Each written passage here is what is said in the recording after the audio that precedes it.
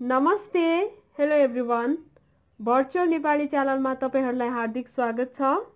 नेपालीहरुको महान चाड दशैं नजिकिँदै गर्दा आज म तपाईहरुलाई खसीको भुटन कसरी बनाउने भनेर देखाउने छु। दशैंमा प्रचलित उत्कृष्ट खानाहरुमध्ये खसीको भुटन पनि एक हो। यो नेपालीहरुमाझ लोकप्रिय मसालेदार खानेकुरा हो। सुरु गरौं खसीको भुटन बनाउन चाहिने सामग्रीहरुबाट। मुटु, कलेजो र मृगौला, आन्द्रा, भुडी, फोक्सो। यसलाई मैले एकचोटी पखालिसकेको हो। अब उमालिसकेपछि फेरि राम्रोसँग पखाल्नेछु। अब यो कराईमा 2.5 कप पानी उमालौं। पानी उम्लन लाग्यो। आधी चिया चम्चा गरम मसलाको धुलो पनि राखौं।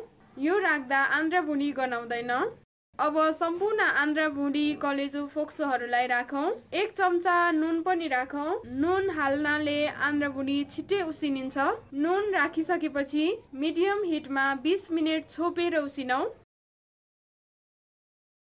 उसिनेको 10 मिनेट पछि यसलाई एकचोटी चलाएर पुनः छोपेर उसिनौं। 20 मिनेट भयो। अब एक पटक चलाएर बन्द गरौं। यो सबै मैले उसिनिसकेपछि तातो पानी फालेर यो भुडीको बाहिरपट्टिको पत्र राम्रोसँग निकालेर सफा पानीले पखालेर राखेको हो।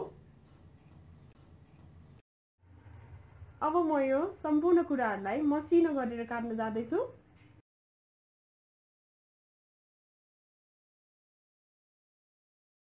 अन्य चाहिने सामग्रीहरुमा तोरीको तेल, मसिनो गरेर काटेको प्याज, मसिनो काटेको हरियो धनिया, लसुनको पेस्ट, अदुवाको पेस्ट, मिट मसला, जिरा धनियाको धुलो, नुन, बेसार र फ्राई गरेको सुकेको रातो खोर्सानीको पेस्ट। अब बनाउन सुरु गरौं। भाँडा तात्यो, तेल तात्यो, यो बेसार सम्पूर्ण राखे। अब यो अघिको सम्पूर्ण काटेको कुराहरुलाई सबै राख्दिम। अब यो राखेर मज्जाले चलाइदिम। नुन पनि राखौं। 4 मिनेट जति यसलाई यतिकै रहन दिऊ। त्यसपछि चलाउने छु। 4 मिनेट भयो। अब मज्जाले चलाइदिम। अब 5 मिनेटसम्म यसलाई चलाउँदै भुट्दै गरौं। 5 मिनेट भयो। यो मज्जाले पड्केर पाकिरहेछ। अब यसमा रातो पिरो खोर्सानीको पेस्टलाई राखौं। लसुनको पेस्ट पनि राखौं।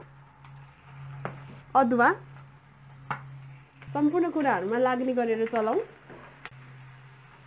एकदमै राम्रो देखिएको छ यो। मैले यो आगो मिडियम हाई हिटमा राखेर बनाइरहेको छु। जिरा धनियाको धुलो, मिट मसला राखेर फेरि चलाऊ। अब यो प्याज पनि राखौं। तपाईहरु यो लामो समयसम्मको लागि राख्न चाहनुहुन्छ भने यो प्याज नराख्नु होला। अब यो पनि राखेर चलाइदिम। लगभग तयार भइसक्यो यो। पहिला उसिन्दा नै आधी पाकेको हुन्छ यो। अब 5 मिनेट जति यसलाई नडढ्ने गरेर चलाउँदै छोप्दै मिडियम हिटमा राखेर पकाऊ। 5 मिनेट भयो। अब आधी धनिया राखेर चलाइदिऊ। आधी म एकछिनमा राख्ने छु। एकदमै राम्रो देखिएको छ यो। निकै मिठो बास्ना पनि आइरहेको छ। अब यसलाई यो प्लेटमा सर्भ गरौं।